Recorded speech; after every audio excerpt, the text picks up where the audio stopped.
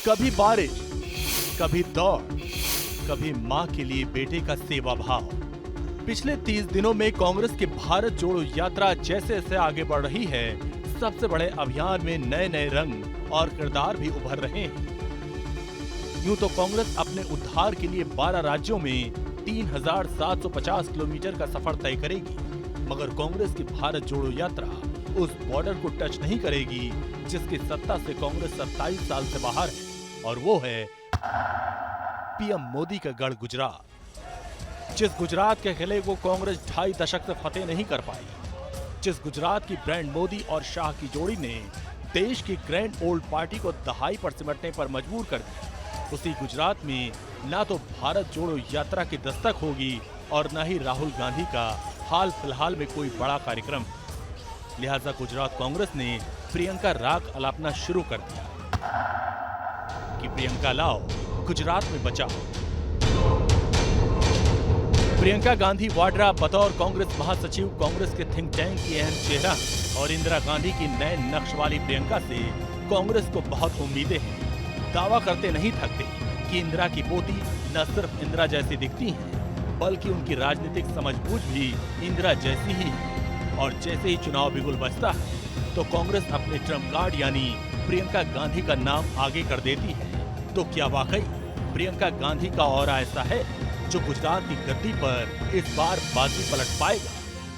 मुझे आने में कुछ साल लग गए, मैं देर से आया, लेकिन खाली हाथ नहीं आया। ये मिजाज है मेरे गुजरात का, ये मिजाज है मेरे भावनगर। गुजरात में प्रियंका कर पाएंगी कांग्रेस का उद्धार? क्या ब्रांड मोदी शाह की जोड़ी को टक्कर दे पाएंगी? गुजरात के जिस रनवे पर प्रियंका गांधी की सेफ लैंडिंग के रास्ते तलाशे जा रहे हैं, उस गुजरात में पीएम मोदी ऐसे सरदार हैं जिनके आगे गुजरात तो क्या यूपी तक विरोधियों के सारे समीकरण ध्वस्त हो जाया करते हैं। बस यही गुजराती अंदाज और गुजरात का लाल ही है जिन्हें शिकस्त देने के चक्कर में कांग्रेस अर्श फर्श पर आ गई। और जिस चेहरे के सहारे गुजरात में कांग्रेस अपने लिए संजीवनी तलाश रही है, उस कार्ड का प्रयोग देश की राजनीतिक प्रयोगशाला में एक बार नहीं बल्कि 3 बार हुआ, मगर वोटों का सूखा खत्म नहीं हुआ। कांग्रेस में प्रियंका फैक्टर का ट्रैक रिकॉर्ड देखें तो लगता है कि नाम बड़े और रिजल्ट जीरो। यूपी में 2017 विधानसभा चुनाव के दौरान जब प्रियंका गांधी की ग्रैंड एंट्री की तैयारी थी, तब प्रियंका ने खुद को रायबरेली और अमेठी तक ही सीमित कर रखा था। कमान यूपी के 2 लड़के यानी राहुल अखिलेश के हाथों में थी। चुनाव हुआ और नतीजा आया। 2017 के विधानसभा चुनाव में कांग्रेस को सिर्फ 7 सीटें मिली। वोट शेयर 6.3% रहा। अमेठी में खाता नहीं खुला।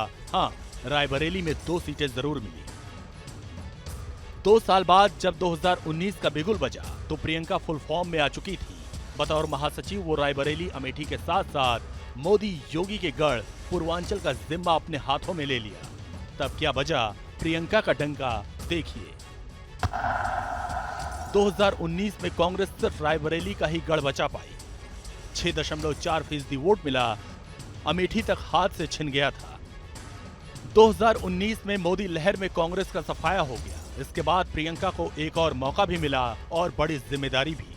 2022 के चुनाव में प्रियंका लड़ी भी और डटी भी।